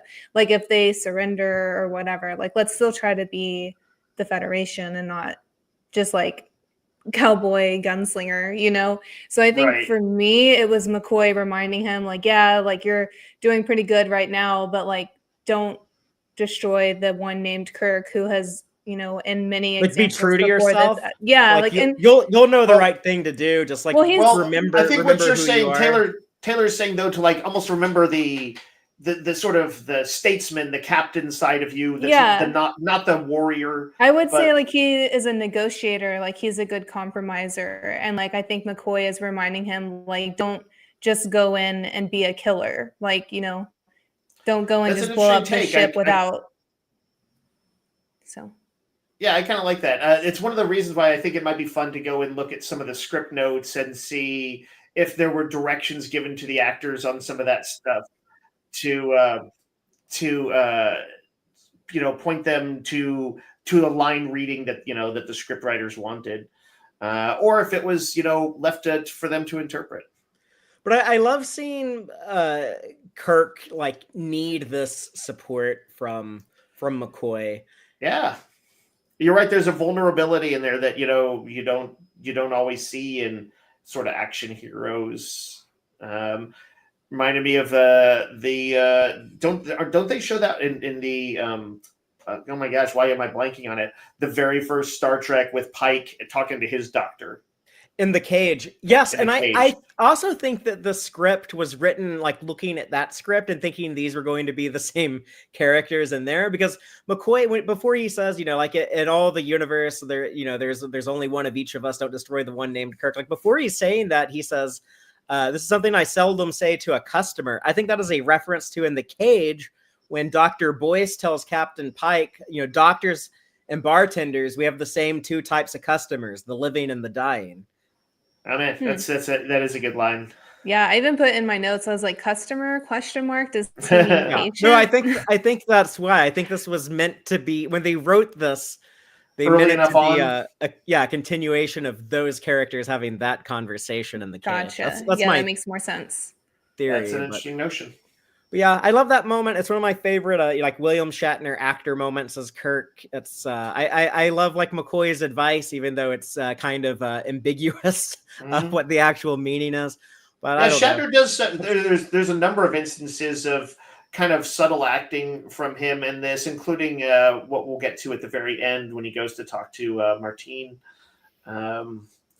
Yeah, he's called upon for a pretty good range in this, and all the characters, supporting characters get their sort of moments too. Whether it's Sulu kind of snapping, Uhura being so professional, and what was it? There was Spock. We didn't talk about this, but he did call Kirk Jim at one point. He's like, they're headed for the neutral zone, Jim, and it feels like it added to the gravity of the situation. It's very deliberate. Yeah. And that subtle and then Nimoy way. McCoy, of course, kind of waxing poetic there. It's and the Romulan commander, like everybody kind of got these moments that I feel like an above average script, and the actors were up for it. Yeah, I agree. Dave, this is how I feel whenever like I have been wrestling over podcast decisions in the past, and I'd reach out to you. As Why does it have to be? Oh, yeah. As my Centurion / Dr. McCoy.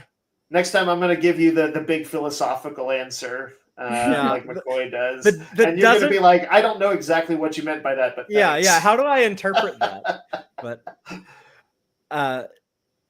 But yeah, so the moment of Spock slipping up and turning on his scanner, I don't know, maybe I think the joke to make, which I don't really like, or like maybe he's so disturbed that this commander looks a lot like his dad, and that's why he's off his game. But I feel like later in Star Trek, they wouldn't have had Spock slip up like this. It would have been kind of a weird thing to do. Or Nimoy might have even been like, I don't think this is in character. Why don't we come up with some alternative?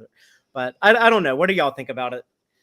I think it was just part of like taking the plot forward to thicken things up between Styles and Spock to have a little bit more drama. For sure. I really think that's the only reason. But I don't think that Spock would have accidentally, I don't think he would have made that mistake Jill in the audience says everyone makes mistakes, and like it's it could sound trite, but I think it's true. It's like, they're worn out. That maybe if they had like played up Kirk saying, Mr. Spock, you've been at that station for 22 hours, you need to get some rest, and set it up a little bit more. But yeah, I can accept that Spock just didn't he made a mistake.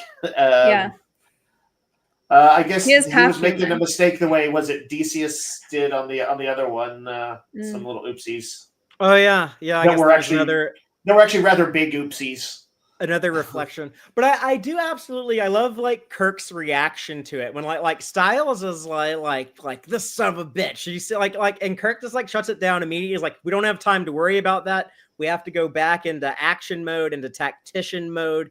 He's just immediately like, okay, power up. That guy's going to attack us right now. Sulu, like, back us up. Like, he's going to try to slip under us. And because Kirk is so quick, he's able to pivot so quickly here after Spock's mistake. Like, this Romulan commander, like, he acts on it immediately. Like, this should have been his victory. But Kirk was able to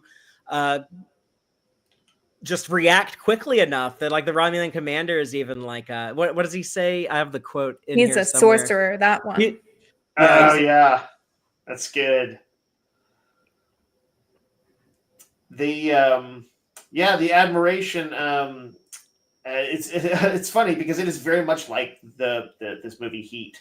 That's iconic because it's, even though it's a simple idea, it's the directing is so good, and the acting talents of like De Niro and Pacino are kind of at their peak, and those sentiments are expressed in Heat too, sometimes without them saying it, but yeah, they have that same admiration for their craft. But here's where like the Romulan commander is like so like angry and frustrated about it, because he goes on to say, he's a sorcerer, that one. He reads the thoughts in my brain. Our fuel supply all but gone, and he stays out of reach. Like he's venting his frustrations as much as he's complimenting his foe. Yeah, I guess he's kind of cracking up a little bit there, I suppose. Whereas Kirk, the scene you were talking about, he's kind of reining it in a little bit. It may be like the one way that he's tactically a little bit superior is he's got McCoy and these others to settle him. And whereas the Romulan commander's second in command, he's lost the Centurion though, so yeah. That's interesting. Yeah, he doesn't. He kind of goes off the rails a little bit there. Yeah, so it's like if Kirk was in that same situation, if he had lost his support, then maybe he would have been the one who lost it. Yeah, so we've seen Kirk blow up before. Yeah. But even here, like in this more frazzled state, the commander is still like, this is when they start like hiding the old nukes for self-destruct in the debris, and they get like a hit on the Enterprise. Yeah, it's a cool tactic. It's like a little minefield in a way. Mm-hmm. Yeah, it's just like, oh, it's debris, nothing to worry about. Oh shit, there's a bomb in it. And there's like this really cool transition here, though, where when it cuts from like Kirk, like he does look pretty stressed. He doesn't like lose his temper, but when there's like this close up on Kirk wiping his face with his hand, and then it cuts from that to the commander also looking stressed. It's like, okay, we're both down to our final moves. This is going to be it one way or another. But brass and tacks, they definitely have a lot of self-conflict in these scenes. Like you can see a lot of defeat, I think, on the Romulan commander's face. Like I think he knows at this point that he's defeated, in my opinion. I think he's accepting it. And I think Kirk on the other side is contemplating what McCoy told him in his quarters. Like, don't destroy the one called Kirk. Like now he's about to have to interact with this Romulan commander and make a decision. And is that going to lead to a war? Like, I think he's weighing, like all of that diplomatic stuff is weighing on him. Whereas like all of this like defeat is weighing on the Romulan commander. And I guess this is after Spock's slip up when Styles goes down to support Tomlinson in the phaser control room, because a lot of people got injured after the nuke went off. But this is like, he doesn't want any help from Spock. He tells them like they don't need any help from a Vulcan. So extra bigoted, but almost immediately after that is when Spock has to run in to rescue Styles from the coolant leak. But it's funny to me, I guess, like the purple smoke that's filling up the phaser control room, I guess that's what kills Tomlinson. So maybe Spock could have saved him if he didn't have to be so focused on like shooting the phasers to take out the Romulans. But right, the needs of the many outweigh the needs of the few. Very much. Also, I liked in that scene that we saw Spock like walking down the corridor or the hallway or whatever, and we're hearing Kirk on like all of broadcast comms calling for Styles at that point because he wasn't responding at his station. Yeah. So then he's like calling for Styles to the whole entire ship, and that's like Spock puts it together so quickly, and he rushes in. He's like, "Oh, something must have happened. Like I just saw him there." So I think that was really quick. That's another one of those, I was talking about the links to Wrath of Khan and, joking about him having to, semi-joking about him having to rush into a radiation leak room to save the day. But he also, the way he takes off for it was not unlike the visual of him running down to the engine room in Wrath of Khan. So. Yeah, very much. It kind of sucks that like, I can only save one of these men. I guess I'm going to save the racist guy, not the dude who is going to get married. Maybe he was already dead. Yeah, maybe Tomlinson was already... I will sleep better tonight if I tell myself Tomlinson was already dead by the time Spock made it in here. I think Spock probably grabbed the closest person he could and got him out, and then it was too late for the other guy. Well, let's talk about or maybe Spock hates marriage as an institution, and he's like, he's better off this way than getting an old ball and chain. Oh boy! I'm sure that's the 1950s Star Trek, the honeymooner style. this is Spock a few months away from being stood up at the altar by T'Pring, I guess. So yeah, actually, he shouldn't be bitter yet. yeah. But we get like this final conversation between the Romulan commander, his ship disabled, but Kirk is like the kind of the standard like, okay, bro, you're clearly not going anywhere. Prepare to beam survivors over. Just he doesn't even like ask. He just kind of assumes that's the standard procedure in the situation, and the commander saying, no, that is not our way. But I know Mark Lenard talked about like he really liked this character's death and really liked his line. I regret that we meet in this way. You and I are of a kind. In a different reality, I could have called you friend. And then I really love when Kirk says, what purpose will it serve to die? And then when the commander says, we are creatures of duty, Captain. I have lived my life by it. Just one more duty to perform. I always think about that line whenever I'm working on something. I'm like really tired and really fatigued. And I get to like the last step and kind of as a relief, it's kind of like give myself like a second wind to push through it. I just mentally tell myself just one more duty to perform. But yeah, that's the Romulan in you, fathery. I often feel like a creature of duty, though. I have heard you express those kind of sentiments before, so yeah.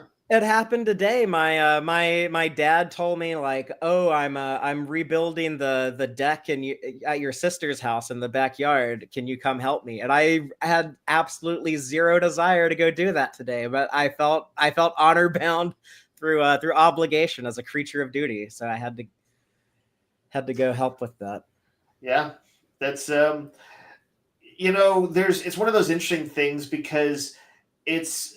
As we watch this Romulan commander, we can both, I think, respect it on some level and also see that in his case, it's also a destructive thing that, if only he could, try to work for a change within him instead of following through and just being the good soldier, that, he might push Romulan cultures and tradition forward in some way. But there's no doubt that he's kind of trapped by the world that he's been living in for so long, and it's not something he wants to do. It's just something he feels compelled to do. Well, any other thoughts on his self-destruction before we talk about the very end? I just want to mention that visually, as our people in our audience have been talking about this all night. The visuals on this are stunning. I love the intense purples of the Romulan interiors, those purple lights, their uniforms, which with that very textured, whatever that kind of cloth on, whatever they're wearing that has that kind of whatever that texture would be called. I don't know. It kind of looks like, I know it's not, but it kind of looks like chainmail. Yeah, it has like a metallic look. It's like but I would say, it's kind of pleated, Dave. You're right. Yeah, but it's cool looking. Like, and I love, I always love the classic Trek visuals, whether it's the, intense uniforms of the Enterprise crew. But in this case, the juxtaposition of that with the kind of the colors on the Romulan ship, I think. What is it? The Enterprise crew tends to have sort of more primary colors. I think the villains, is not unusual to use this kind of color theory. They are kind of using, I think, secondary colors. So it just sets them off and makes them a little bit, we tend to take primary colors as the more heroic style of them. And but yeah, I love what those guys did with color in those early days of Technicolor stuff. Jill reminded the people in the audience that a lot of times people were still watching on black and white TVs, and it still looked good. But yeah, like now I do love the intense colors of the episode, especially the Romulan palette. Mm-hmm. Oh, here's an interesting comment I see from the live audience, but Commodore Trev says, my ex was a submarine officer. He's always quick to mention the camaraderie and respect between all submariners, even those of opposite militaries. Oh, interesting. That fits only with what I know from movies, which is my experience. But it's a big thing in Hunt for Red October, which is a great movie. Oh, that's another one about like a respect to the enemy. Absolutely, yeah. Let's talk about our ending. Styles wakes up in sickbay and he's like, "Oh, that guy with pointy ears saved me. I guess I'm not going to be racist anymore." But we find out that everyone else survived except for Tomlinson. Oh, we also get that line from Rand before Kirk goes to comfort Martine.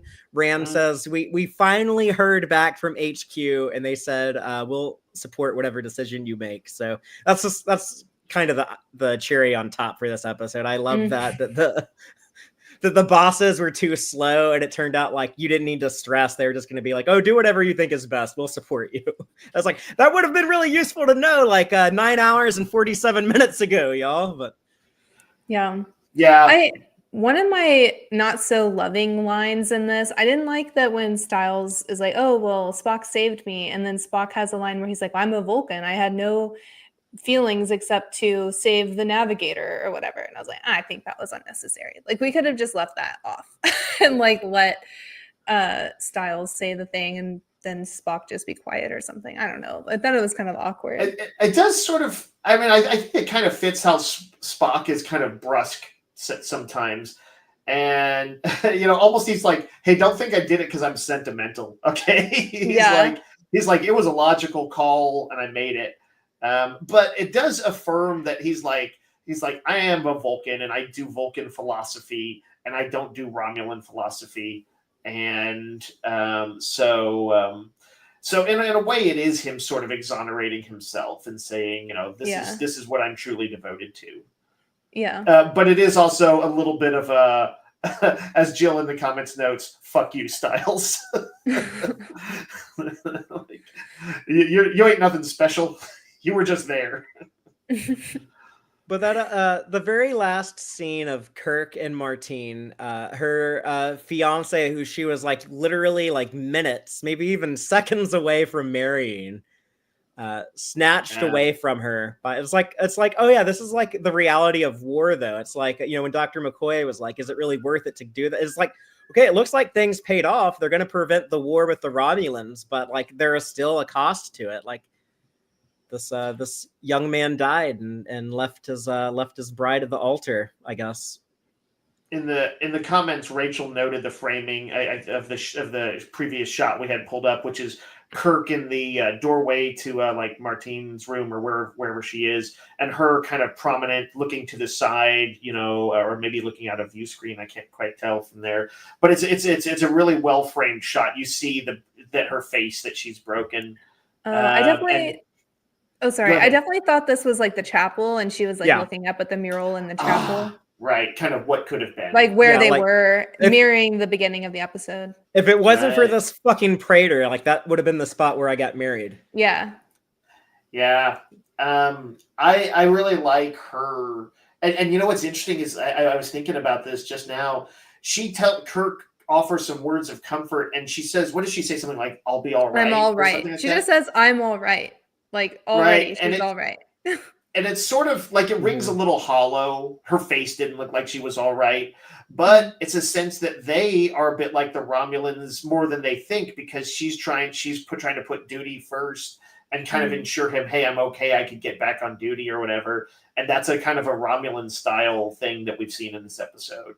And that's even the I talk about, like, I really love Shatner's performance in this episode, and then like the thing he does at the end where like Shatner is able to put like so much like pain and regret in his face, where you can tell like he wishes he could do more for her or do more to comfort her, but he's like, "I got to get back to captaining the ship. I got these other 400 people to worry about." And he does like this wonderful transition in that last shot where he walks down the corridor, where you see him like put his game face back on and it's just all conveyed in this human being's face. And I think it's like a really remarkable job. It's like when people say that that Shatner, couldn't act and he's all like hammy and campy in the 60s show, it's like watch this final scene from Balance of Terror. It's like Jesus Christ, like this, like at Juilliard, there's students like who would be like, "Oh man, like I would love to be able to do that with my face. What do I have to study and practice to be able to pull that off?" It's amazing acting.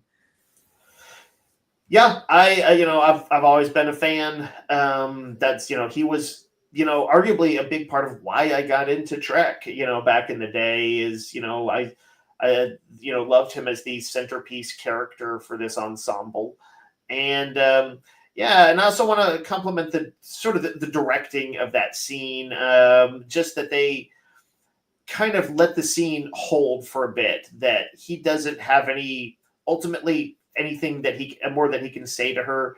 And even, this guy who's kind of he's a statesman when he needs to be, has to just kind of stop attempting to comfort her and kind of go back to losing himself in work, which again, that's what we saw was kind of the downfall of the Romulans in this. And I feel like there might be a bit of ironic intent there to say, hey, they won the day, but you know what? Maybe a little bit closer to their foes as far as their failings go than they think. And it's just sad. It's a good, sad or melancholy ending. And it's a bit more of in the 1960s. You had a lot of the World War II generation, telling these stories. Like anyone in their 40s and the 60s, they were in their 20s in the service in the 40s. And it does feel like a little bit more like, oh yeah, like the tragedy of war is like a real thing, and you kind of see that show through a lot in some of the older media from that time. It's not all like oh funny, let's like make jokes and quips while we're in the middle of firefight type things. It's like no, like these are serious events with big consequences. Yeah. It's a structure I still like when movies and TV shows or whatever have the characters a little too quippy. I've mentioned this any number of times on Tex-Trek.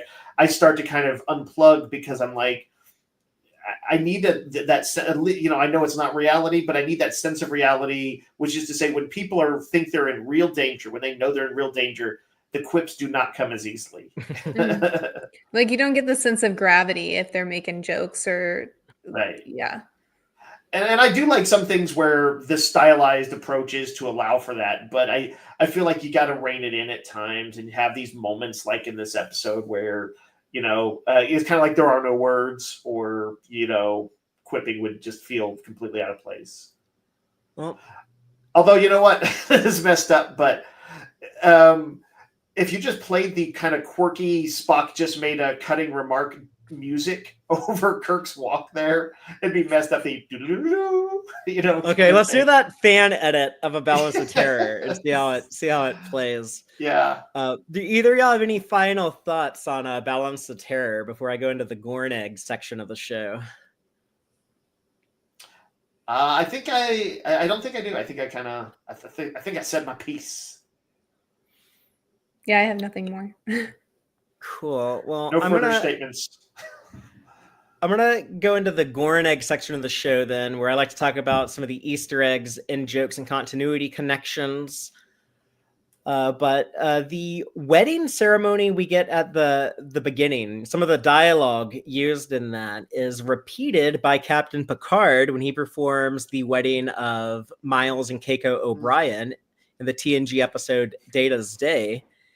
And speaking of the marriage, Tomlinson and Martine, they have a possibly two more appearances in Star Trek after this episode. The two victims of Idris Elba's character Krall in Star Trek Beyond that are suspended upside down, and then Krall like drains their energy in front of Uhura and Sulu.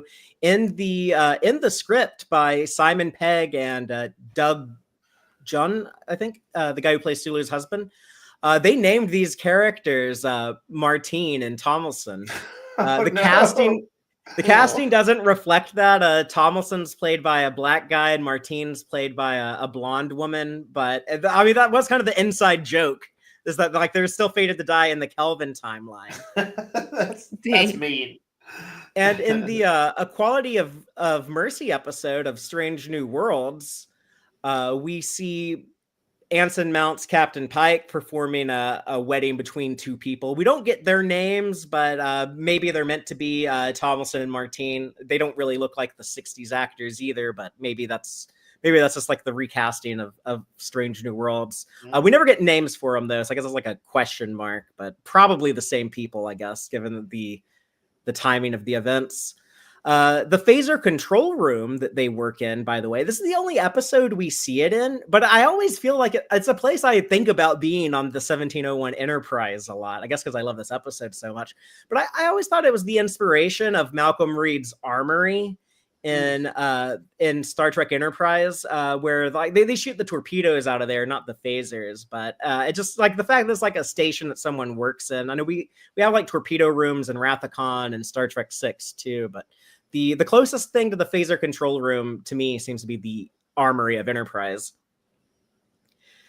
And then the neutral zone map that they have on screen that establishes the outpost and labels Romulus and Remus as Romulus and Rom 2. It's Rom II. Roman numerals, of course, for Romulans. But we see the same version of that map in the Star Trek Lower Decks episode in Pathological Fallacies, when the Betazoids go crazy and almost pilot the Cerritos into the neutral zone. And even though this episode mentions Remus as a sister planet of Romulus, Remus is never brought up in Star Trek again from season 1 of TOS all the way until Star Trek Nemesis in 2002, when we finally see Remus and see Remans and get some more information on that. They really held off a long time on Remus. Well, the Romulans themselves were pretty memorable, so I guess they kind of took the center stage. Yeah, who cares about the Remans when the Romulans are this interesting? That's how they feel. Our first Romulan, Mark Lenard, who will come back in season 2 of the original series to play Sarek, who will go on to appear in the animated series and several of the motion pictures and a couple episodes of TNG. But he also plays the Klingon commander in the motion picture, in that opening V'ger sequence. And I always think it's unfortunate that he was the original pick to play Abraham Lincoln in the TOS season 3 episode, The Savage Curtain, but he was unavailable, I believe. But I feel like if he had just one more performance, we could call Mark Lenard the Jeffrey Combs of the TOS era. Yeah, it's pretty impressive. And what a lot of people forget about is the actor who plays Decius in this episode also comes back in season 2 to play the Vulcan Ston. So 2 of the Romulans we get here also come back as Vulcans. Yeah, man, I did not know that. That's crazy. Yeah, Lawrence Montagne, I don't. Sorry, I'm getting his name wrong. I actually met this actor at a convention in Plano, Texas, in 2001, and he was really grumpy. He was kind of I was just about to say, in the 2 pictures you have up of the separate roles, he's got a good scowl. He was a good scowl, so maybe that's his thing. Yeah, he's easily like the least pleasant experience I ever had interacting with an actor at a convention. That's a shame. But well, he died like a few years ago, so I feel like I got the last laugh and don't need to hold any resentment going forward. He's also in the movie The Great Escape, I believe. Speaking of classic war films, but I also want to point out that the Balance of Terror Romulan helmets for this episode were created because in the 60s it was actually cheaper and easier to make those helmets than to make the Vulcan Romulan style ears, and they reused those helmets for a lot of the Vulcans seen in Amok Time, which is when we get Ston. Okay. And the Romulan bird of prey itself that I was fawning over, such like a gorgeous design that I've loved since childhood, that was actually designed by Hua Cheng, who didn't get credit for it because there's a lot of like stories about him and like he wasn't part of the Union and that there might have been like some racist reasons why he wasn't allowed into the Union. So the way that he made like a lot of the props, like the flip communicators and the tricorders and some. He did the Gorn suit, I believe, as well. But he was like a prop master who would come talk to the Star Trek producers, and they would say, "Okay, we need something that would be like this." They'd give him like very specific information, and he would do like, "Wink, wink. I'll go home to my shop and get the thing that's just like that." He would go to his shop, actually make it, and then bring it in and sell it to them or rent it to them to use. So it's kind of how like they were able to like use him, even though he wasn't part of the Union. I guess you couldn't hire a non-union guy to create the props, but you could hire him to like borrow something he already had. But the Romulan bird of prey appears again in the Deadly Years in TOS season 2. We don't see any Romulans, but we see their ships. And in the remastered version of the Enterprise incident, they add some Romulan bird of preys hanging out with some Romulan D7s surrounding the Enterprise. We also see it brought back in Star Trek Picard in the season 1 episode Absolute Candor.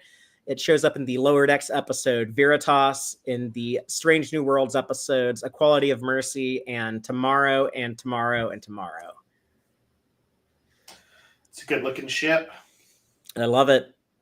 And speaking of A Quality of Mercy, so many of these characters come back in that. We get the Romulan commander. They have Romulans in helmets, so I don't think they look nearly as cool as they did in the original series. There's a sub-commander who might be DCS, but I hate his stupid beard he has in Strange New Worlds. He doesn't look very Romulan with that. Then we also see the Praetor, who's a woman in Strange New Worlds. They use like he, him pronouns for the Praetor in this episode, but this alternate timeline where maybe the Romulans might have like a Praetor that transitioned. I don't know. It's maybe as regressive as they are in some aspects, maybe they're more progressive than our modern society, and they had a transgender head of state. But they also we see Hansen at Outpost 4, and actually see the outpost. You don't see him. You don't see a lot of him though. Only glimpse of. No. Yeah, of course. But what we actually get to see is the explosion of the outpost, which we did not get to see in Balance of Terror. So that was kind of a cool addition from Strange New Worlds. That is cool. The last thing I was going to mention is that the ruthenium, the hardest substance known to science, according to Spock, that's something that in the Deep Space Nine episodes, the Maquis Part 1, we learn is also a common material in Cardassian ships. But that's all I got on Gorn eggs, and no subspace transmissions this week because it's such like a dense, big episode with so many like cool, interesting themes that we don't have time. But I do want to ask people, you heard us talk about Balance of Terror. You know how we feel about it. Let us know your thoughts and feelings on the episode, and we might share them next week when we discuss our next Back-Trekking Retrospective with Starfleet Sohel. And it is the TNG episode I, Borg that introduced Hugh the Borg. Good episode. It's really good. So looking forward to that. But Dave, thank you so much for coming by. I'm hoping that we can do some more Back-Trekking retrospectives with you this year. No doubt, no doubt. But also Strange New Worlds coming this summer, and Starfleet Academy coming either the tail end of this year or the very beginning of next year. So we'll have some new Trek to talk about soon. Any final words from anyone before I sign off? Nope, that was fun. Yeah. Thanks, y'all. Well, I'm glad that we finally got to cover one of my all-time favorite Trek episodes, and looking forward to I, Borg with Starfleet Sohel next week. Until then, as always, live long and prosper, y'all.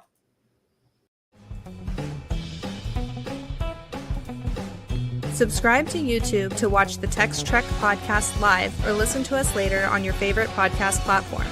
Follow Stephen Fothery on socials at TXTrek. Thank you and take care.